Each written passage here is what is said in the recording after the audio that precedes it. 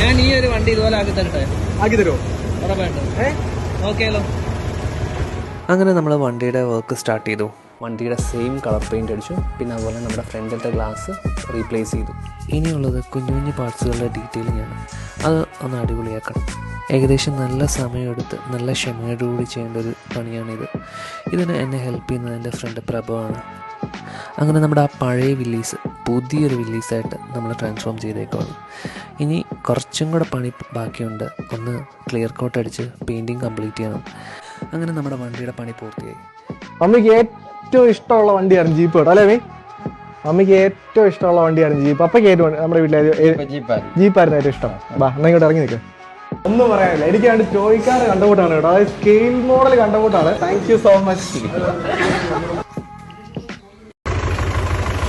ഞാൻ ഈ ഒരു വണ്ടി ഇതുപോലെ ആക്കി തരട്ടെ? ആക്കി തരുമോ?